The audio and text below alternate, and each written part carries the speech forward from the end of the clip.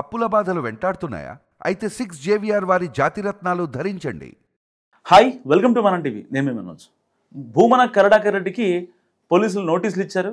So TTD ఇష్యూకి సంబంధించి దానికి సంబంధించి ఆయన హాజరవుతారు విచారణకి. మరి ఎలాంటి కీలక పరిణామాలు జరగబోతున్నాయో మాట్లాడదాం. మనతో పాటు ప్రముఖ పొలిటికల్ అనలిస్ట్ అంకమరావు గారు ఉన్నారు. నమస్కారం అండి. నమస్తే. ఏంటి సార్ భూమన ఇష్యూ మళ్ళీ లైమ్ లైట్లోకి వచ్చింది? ఈసారన్నా ఏమన్నా అరెస్ట్లు అయ్యే ఛాన్స్ ఉంటుంది సార్? భూమన కరుణాకర్ రెడ్డి అనే వ్యక్తి ఒక ప్రత్యేకమైన అజెండా తోటి ముందుకెళ్తున్నాడు. ఒక రకంగా అతని ట్రాప్లో ప్రభుత్వం టీటీడీ పడిందని అయితే నేను భావిస్తున్నాను నిస్సందేహంగా.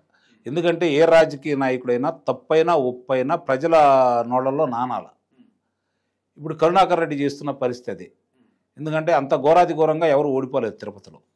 అతను 2 పర్యాయాలు శాసనసభ్యుడు అయ్యాడు, 2 పర్యాయాలు తిరుపతి దేవస్థానానికి చైర్మన్ అయ్యాడు, 3 పర్యాయాలు ఆ పాలక మండలిలో సభ్యుడిగా కూడా వ్యవహరించాడు. అలాంటి వ్యక్తికి ఇవన్నీ తెలియవని అనుకుంటే పిచ్చి పొరపాటు. అవును, నిస్సందేహంగా ఇవన్నీ తెలుసు. తప్పు మాట్లాడుతున్నా అన్న సంగతి తెలుసు, తప్పులు జరిగినాయి అన్న సంగతి అతనికి తెలుసు. అయినా సరే ప్రజలు చర్చించుకోకుండా ఈరోజు అతని గురించి చర్చించుకుంటున్నారు కదా. అంటే అతన్ని ప్రజలు మర్చిపోకుండా చేయడం కోసం అతను ప్రత్యేకంగా ఇలాంటి పందా ఎన్నుకున్నాడని అయితే నేనైతే భావిస్తున్నాను. ఇప్పటికే ఆలస్యం అయింది. టీటీడీ కావచ్చు, ప్రభుత్వం కావచ్చు, అతని మీద చర్యలు తీసుకునే విషయంలో ఇప్పటికే చాలా అభియోగాలు మోపిన తర్వాత కూడా ఆలస్యం అయిందని అయితే నేను భావిస్తున్నా. ఇప్పుడు ఈరోజు వివరణ కోరుతున్నా. 41 నోటీస్ ఇచ్చారు, వివరణ కోరుతున్నాడు. ఎందుకంటే హిందూ ధర్మం గురించి అతను ఒక్కడే హిందూ ధర్మ పరిరక్షకుడు అన్నట్టుగా భావిస్తూ ఇప్పుడున్నటువంటి పాలక మండలి, ముఖ్యంగా బిఆర్ నాయుడు గారు, అలాగే ఈ ప్రభుత్వం హిందూ వ్యతిరేక భావజాలంతో నడిపిస్తుందని, అలాగే మన హిందూ ధర్మానికి వ్యతిరేకంగా వీళ్ళు పనిచేస్తున్నారని, కాబట్టి దీన్ని నేను ప్రశ్నిస్తూనే ఉంటాను, ఎన్ని రోజులైనా దీన్ని ప్రశ్నిస్తూనే ఉంటాను అని చెప్పని అతను ఒక్కడే స్వచ్ఛమైన హిందూ అయినట్టు, హిందువుల మొత్తాన్ని అతనే వాళ్ళ తరపున భుజాన్ని వేసుకొని ముందుకొచ్చి పోరాటం చేస్తున్నట్టు ఈరోజు వ్యవహరిస్తూ ఉన్నాడు. గతంలో చూసాం, గోవుల మరణం సంబంధించినప్పుడు కావచ్చు, లేకపోతే మొన్న జరిగినటువంటి చంద్రగ్రహణం దానికి సంబంధించింది కావచ్చు, చాలా స్పష్టంగా చూస్తూనే ఉన్నాం. అతను వాళ్ళ అబ్బాయిని ఏ అర్హతతోటి, అతను పాలక మండలి సభ్యుడు కాదు, మరి ఆ అధికారి కాదు, ఏ అర్హతతోటి ఆ రోజు గర్భగుడిలో శుద్ధి చేసే కార్యక్రమంలో అతను పాల్గొన్నాడు. ఇప్పటికీ వివరణ ఇవ్వలేదు, ఇచ్చే శక్తి అతనికి లేదు.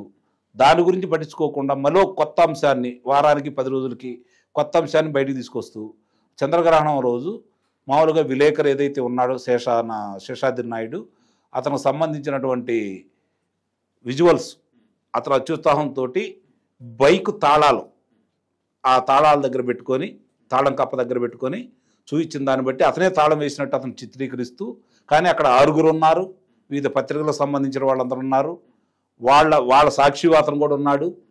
అయినా సరే ఇవన్నీ బయట పెడతారని సంగతి అతనికి తెలిసినా కూడా ఎందుకు మాట్లాడాడంటే 4 రోజులు అతని గురించే మాట్లాడుకున్నారు కదా. అదే అప్పుడు అతనికి కావాల్సింది. తప్పైనా ఒప్పైనా ప్రజల మధ్య నానాలి. ఎందుకంటే జైల్లో ఉండా కూడా నామినేషన్ వేసే అవకాశం భారతదేశంలో ఉందిగా. అవును, కాబట్టి హిందువుల కోసం పోరాడుతాననే బిల్డప్ ఇవ్వడంతో పాటు ప్రజల్లో అతను నానుతున్నాడు, ప్రతిరోజు అతని గురించే మాట్లాడుకుంటున్నారు, అదే అతనికి కూడా కావాల్సింది. ఆ విధంగా ముందుకెళ్తున్నాడు. ఇదే మొట్టమొదట కనుక చిన్న పవనైనా పెద్ద కర్రతో కొట్టమన్నారు. అవును, కానీ అతను మొట్టమొదటి నుంచి కూడా ఇలాంటి అభియోగాలు మోపేటప్పుడే తీవ్రమైన చర్యలు తీసుకొని, అప్పుడే కనుక అతను కారాగారంలో కూర్చోబెట్టినట్టయితే ఇంత హడావుడి ఉండేది కాదు. వీళ్ళు చూద్దాం ఇంకా చాలా అంశాలు బయటకు వస్తున్నాయి. నెయ్యి అంశం బయటకు వస్తుంది, అలాగే మామూలుగా తుడాలో దాని గురించి బయటకు వస్తున్నాయి, టీడీఆర్ బాండ్ల విషయాలు బయటకు వస్తున్నాయి, అలాగే గోమాతలు చనిపోయిన విషయంలో బయటకు వస్తున్నాయి, వాళ్ళ బంధువే ఆ రోజు ఉన్నాడు, ఇవన్నీ కూడా బయటకు వస్తున్నాయి. కాబట్టి ఏదో ఒక అంశంలో అతను అదుపులో తీసుకుందాం నిదానంగా అని చెప్పని వీళ్ళు భావిస్తూ ఉన్నారు. కానీ అతను కావాల్సింది ఇది కాదు. ఇప్పుడు 2022లో మామూలుగా అక్కడ ఏదైతే ఉందో దానికి సంబంధించింది గూగుల్ టేక్అవుట్ కూడా ఈరోజు బయటపెట్టారు. ఆ రోజు అక్కడ ఏ పరిస్థితి ఉంది, వీళ్ళు అధికారంలోకి వచ్చిన తర్వాత దాన్ని శుభ్రం చేస్తే అక్కడ శనేశ్వరుడు విగ్రహం బయటపడింది. ఆ శనేశ్వరుడు విగ్రహం ఎవరు తయారు చేయమన్నారు అంటే బెంగళూరు వాసి తయారు చేయమన్నాడు. డబ్బులు కూడా ఇచ్చారు శిల్పులకి. కాకపోతే వాళ్ళు అతను చనిపోవటం, వీళ్ళు పూర్తి చేయకుండా ఉండటం, అక్కడ అలిపిరి సంఘటన జరగటం, చంద్రబాబు నాయుడు గారి వాహనానికి బాంబులు పెట్టి పేల్చేసిన సందర్భంగా దాన్ని ఖాళీ చేయించిన ఉదంతంలో వీళ్ళని కూడా అక్కడి నుంచి ఖాళీ చేయించారు. చిన్న చిన్న ఎత్తుకెళ్ళారు, 50ని వదిలేశారు. దాని మీద చెత్త చెదారం మొత్తం వేసి ఇప్పుడు దాకా దాన్ని ఒక అడవిలాగా తయారు చేశారు అక్కడ. ఇప్పుడు వీళ్ళు వచ్చిన తర్వాత మొన్న అవన్నీ శుభ్రం చేశారు కాబట్టి అది బయటపడింది.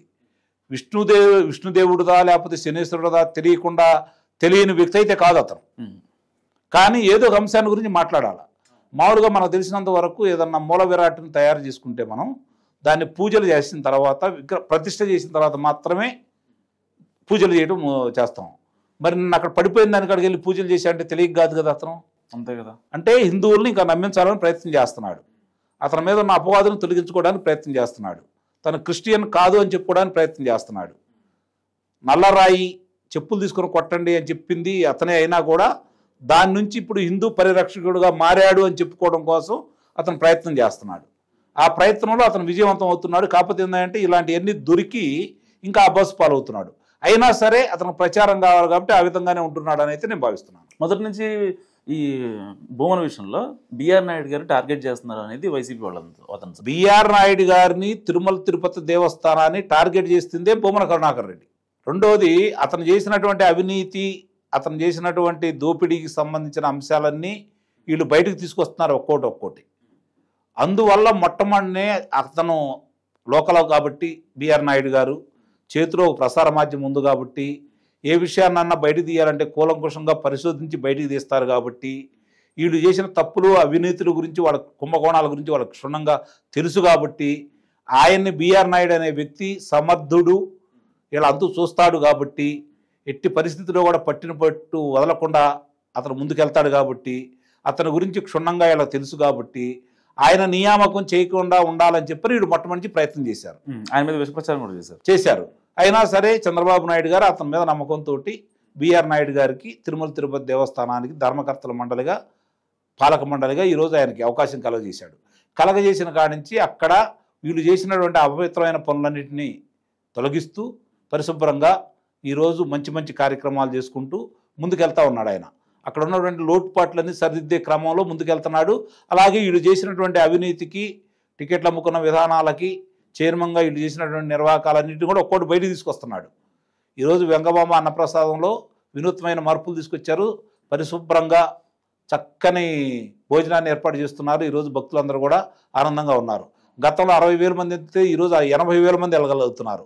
గతంలో 36 గంటలు పడితే ఈరోజు 11 గంటలకే బయటకు వస్తున్నారు. ఇన్ని కార్యక్రమాలు చేపడుతున్నారు. అలాగే విఐపీల సందర్శనం కూడా కుదించాడు, సమయాన్ని కూడా మార్చారు. సామాన్య భక్తులకు ఇబ్బంది లేకుండా చూడాలని ప్రయత్నం చేస్తున్నాడు. సామాన్య భక్తులే మాకు ముఖ్యం, విఐపీలు కాదన్న ఉదంతంతో ఆయన ముందుకెళ్తానే ఉన్నాడు. సంస్కరణలు తీసుకొస్తున్నాడు. కాబట్టి ఇవన్నీ వీళ్ళు తట్టుకోలేకపోతున్నారు కాబట్టి రోజుకొక విధంగా ఆయన మీద అభియోగాలు మోపాలని చెప్పి ప్రయత్నం చేస్తున్నారు. కాకపోతే ఆయన సమర్థవంతంగా తిప్పికొడుతున్నాడు.